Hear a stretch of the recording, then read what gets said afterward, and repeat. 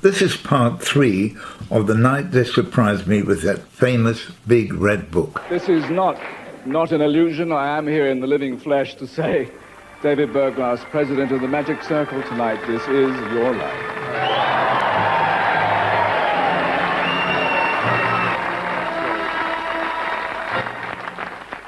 Now let us see what has earned you the title International Man of Mystery. Let me see if I can actually demonstrate to you that we can do something like that. Now that is only when you know what you're doing. Incredible! Absolutely. How fantastic! Oh. All right. Normal pulse, of course. And of course, the same thing on this side. Like to take the pulse and then indicate when you can feel it. It should be exactly the same, I hope. Different sound effect, all right? A little bit difficult to do, I know. And now, without seeing that any restrictions on my arms, or without holding my breath, or turning blue in the face, I'm going to try and vary them a little bit. And I think you'll find that it will slow down in a moment.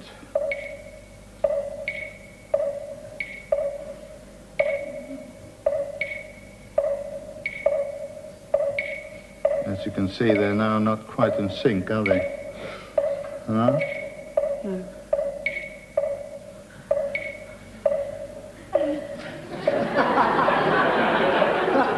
What happened?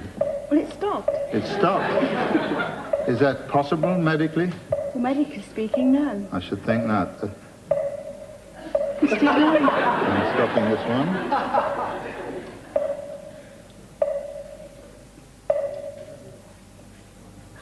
Stopped? What would you say normally at this moment? That is not possible. I know that. They're normally dead, aren't they? Yes, you shouldn't be talking. It was 2 hours. Oh, my. What, could I ask you the object that you wanted to change your mind to? Yes. Or what was the object you first thought of? I can tell you now, can I? Yes. That, the quizzing glass. I see. Well, I'll tell you what, I made you change your mind. Oh, you don't think I did, but perhaps I did or not. Just read out the inscription on yours, because it's the same thing. Oh, I see. Take it out. And an inscription to you, Christopher, underneath. Would you read out what it says there? The mind of David Berglas influenced the mind of Christopher Lee to change to the quizzing glass.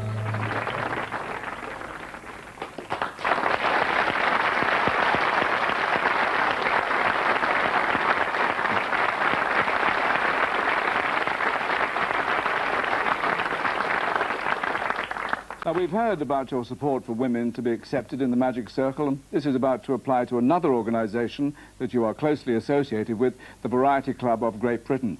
Now, Marcia Ratcliffe, you're soon to be installed as the First Lady Chief Barker of the Variety Club.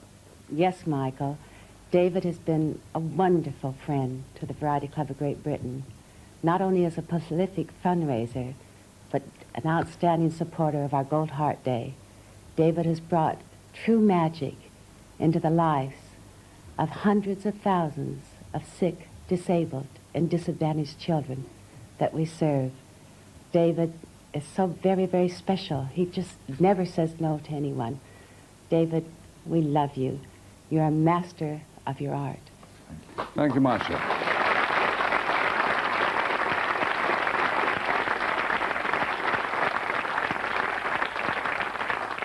Now, Irina, what is it like to have a father with such astonishing energy? Well, what makes us all so proud of him is that besides working non-stop, he always seems to find time to think of others first. In fact, nowadays he spends most of his time devoted to working to charitable organisations. We think he's a magical dad. Well, David, indeed, you are renowned for your fundraising work with the Water Rats, and some of them, as you can see, are here tonight. There's Harold Taylor, and there's Billy McComb, and Bert Whedon, Davy Kay, and the current King Rat wearing the ceremonial collar that you designed, Wyn Calvin. And David, we all reckon you're a real knockout. Yes, fellow Water Rat, Henry Cooper. Then Henry Cooper, the boxer, came out, incidentally the only man who ever knocked down Muhammad Ali. David's been a rat for quite a while, hasn't he? Oh, I tell you, he's been a great champion for the Water Rats, this man here. I mean, David now is the present preceptor of the order. He's a trustee and he's a past king rat. And I think still when he does the old magic, he still wears the crown for me. Anyway, well done, Thank you, David. Henry Cooper. Thank you, Henry. Well done. Well, during a series of world tours, David, you performed the Indian rope trick in India. You bobsleigh down the Cresta Run while blindfolded. You walk barefoot on red-hot coals in New Zealand and get water out of a stone in Israel. And when you perform a levitation trick in Nairobi, the local witch doctors are so impressed they initiate you as Africa's only white witch doctor. Now, John Fisher, now you're a member of the Inner Magic Circle as well as being head of variety here at Thames, and 20 years after he first did it, you invited David to repeat that levitation trick on television. That's right. David has a wonderful knack of combining traditional magic showmanship with an uncanny understanding of psychology and human mind power. And when those two skills come together, the results can be quite staggering. The table levitation is a perfect example, as viewers saw on The Best of Magic, and thank you. Well, let's take a look at that famous trick as you performed it on the Best of Magic series. Look at the cross inside the circle, take a deep breath, in through the nose, out through the mouth, and say to yourself, I'm going to lift this table very high now. This time, up you get. Come on. Yes, you can do it. Look at the cross inside the circle all the time. Okay, now, lift your left hands. Put them back. Lift your right hands. Put them back. Be very careful now. Lift both hands. Put them back. Up. Up you can. Just come up. This young lady up, please. And you. Fine. Very good. You caught it well. Now, you won't believe this, but this table will do whatever I tell it to. Table, come this way. Come on. Come this way. Come towards me. Yes, you can. Come towards me. Come towards me. It can. As you can see, it's moving. Keep coming. And now come this way. Over here. Come on, you can. Keep looking at the cross inside the circle and stop. Now, you won't believe this, but the table loves music. So could I have a little table music, please? And we'll try and get it to dance. Now, this is beautiful music. If you listen to it carefully, you'll get an urge in your fingertips, and your fingertips will start dancing. So start dancing, table. Move. Come on, sway. A little faster. A little faster. Listen to the music. Let your fingers do the dancing. Keep looking at the cross inside the circle. A little faster. Faster. Faster. Stop that now and start spinning. Spin. Come on, you can do it. Keep looking at the cross inside the circle all the time. Don't take your eyes off. Cross inside the circle, faster. Stop and reverse. Get down again. Get down quickly. Look at the cross inside the circle. Up you go again. One more time. Quickly, very quickly. And reverse the other way now. Faster. Faster, faster, faster, faster, faster, faster, faster, faster, faster, faster. Come on, faster. Tables up. That's it. All right. Fantastic. Thank you very much. If you'd like to leave, thank you very much. And thank you very much. All right.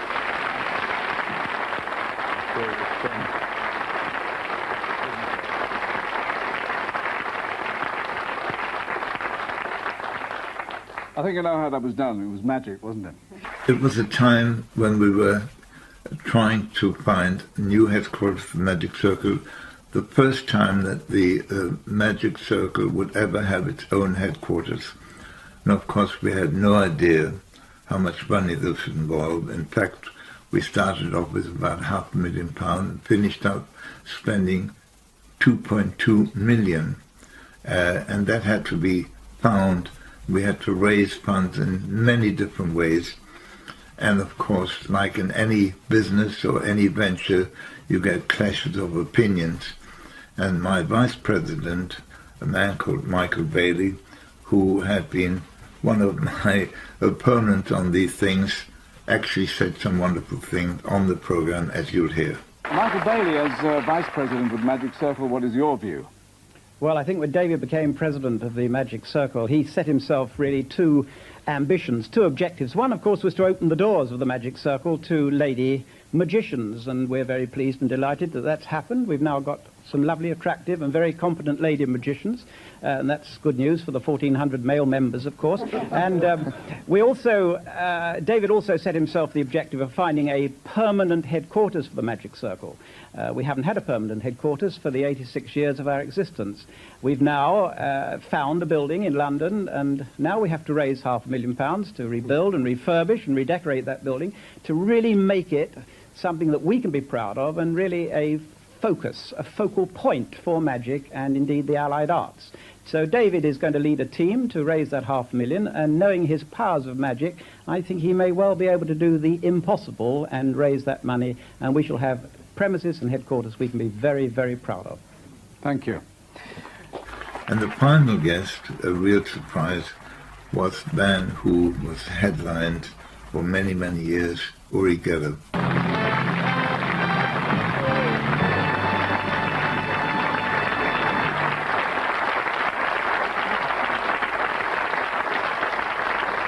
And you are now close friends with David and his family. Well, you know, at the beginning of my career, I thought that this guy was out to get me, to unbend me. But as years passed by, I discovered that he is a true friend, a deep person, and I'm here to say how much I respect him, how much I love him, and finally, I think that he is the greatest man of mystery in the world. Thank you. David Berglas, this is your life. Well, at the end of the program, of course, the family and all the guests gather around to congratulate the subject, and there was a very nice warm feeling. And then we heard the voice of Michael Aspel over the speaker saying, You could have maybe vanished in a puff of smoke, I suppose. But thank you very much for everybody to take part in that. It was an interesting story, beautifully told. And we're not we have a little reception here, which includes breakfast, of course, but we must be out of here by Tuesday. But ladies and gentlemen, thank you for being here and for staying with us. I'm not exactly sure when this will be transmitted. I think on a very festive day. I think that is the best time for this one. Well, he certainly was right, because a few months later it was shown just after the Queen's speech at Christmas time. It was Christmas Day, the Queen's speech, and later on that afternoon, my This Is Your Life. It couldn't have been a better slot. Plus, it was formal, as I said. Everyone was dressed in dinner jackets and long gowns. It was surprising. And then he said, you'll just have to keep your eyes open when it's going to be shown.